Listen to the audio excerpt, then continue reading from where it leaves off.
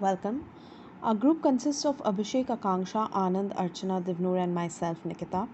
And we'll take the first 5 minutes to take you through the entire report and then spend the rest of the time looking at the implications of the report for a social enterprise called SICCA, the Sustainable Indigenous Center for Collaborative Arts.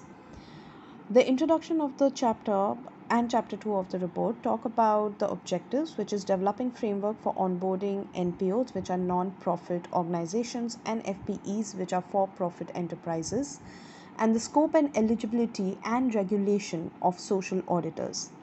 Within the introduction and chapter 2, which is qualifying criteria and onboarding, we first look at the constitution of the technical group and the terms of references. And the important part is the process that they followed for key recommendations and qualifying criteria. For both NPOs and FPEs, the primary factor is social impact for them to be organized or recognized as a social enterprise. Within this, they go on to talk about what are the eligible and ineligible activities which do not constitute within social enterprises and the guidelines for listing the same. In the next slide, we see that this is basically a chart of for an NPO to be able to raise funds and also all the different beneficiaries that are attached to this system. As we can see, it also talks about risk factors, and in the next slide we look at the primacy of social impact both for NPO and FPEs in terms of their registration, security listing, what are the requirements and guidelines set down by the trade report. I now hand over to our next speaker, Abhishek. Thank you, Nikita. The ecosystem recommendations aim to accomplish three things: the necessity of capacity building fund, the role of social auditors, and the role of other intermediaries like information repositories. Capacity building fund is focused on providing support to NPOs to navigate the social stock exchange and its processes like registration, listing, disclosure requirements, instruments, and other stakeholders like funders, auditors, and information repositories. The total size of corpus fund is 100 crores. These funds are supposed to be governed by 6-member advisory board. NPOs that aspire to be registered with social stock exchange should meet following requirements. First, they should be at least 2 years old. Second, they must have undertaken a minimum rupees 25 lakhs annual spending during the past financial year.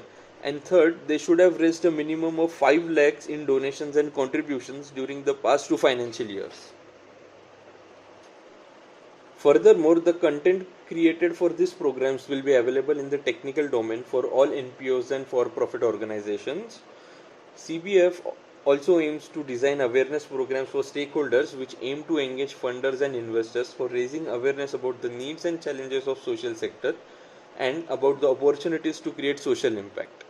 The technical group envisions to conduct a social audit consisting of two components, a financial audit and a non-financial audit.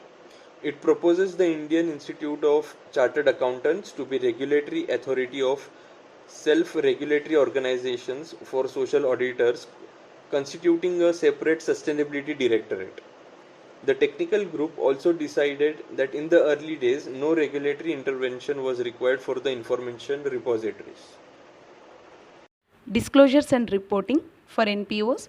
NPOs, whether registered or listed, will be required to provide annual disclosures on general governance and financial matters.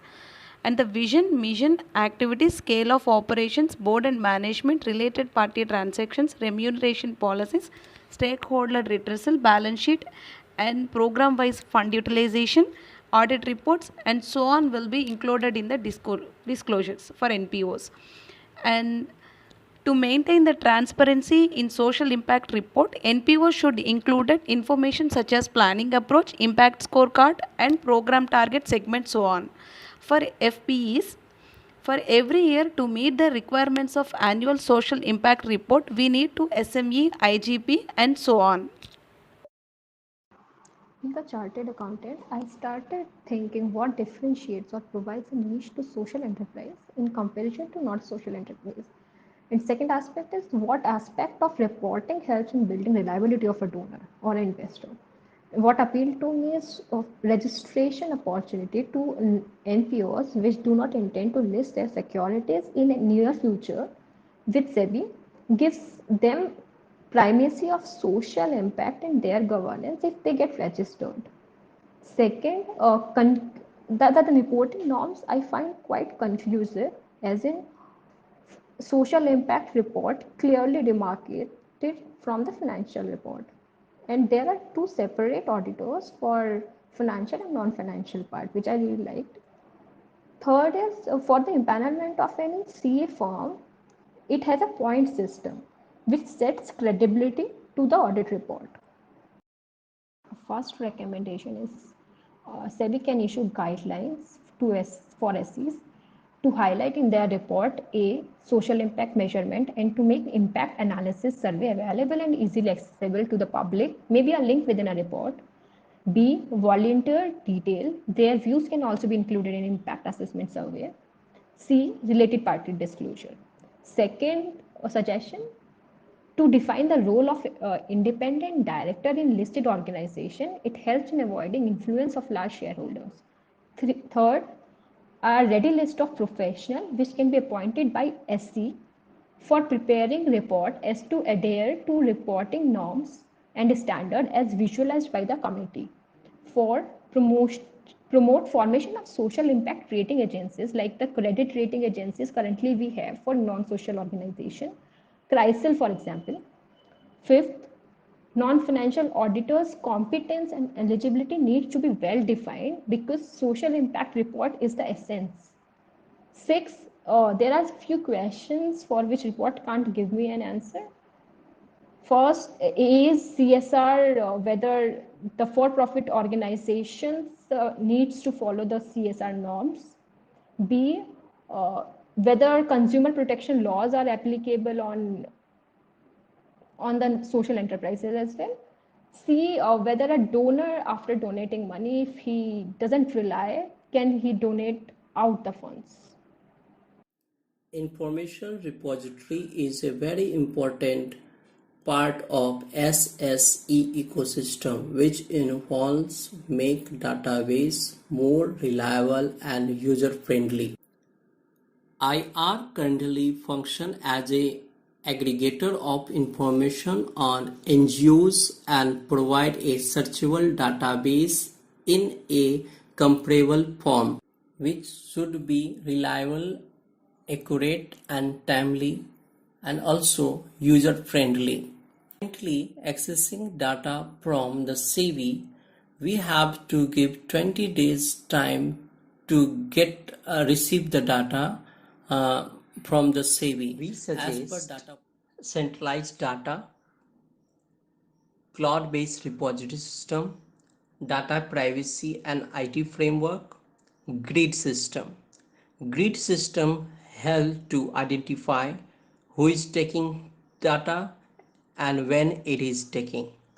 It's leaving a footprint of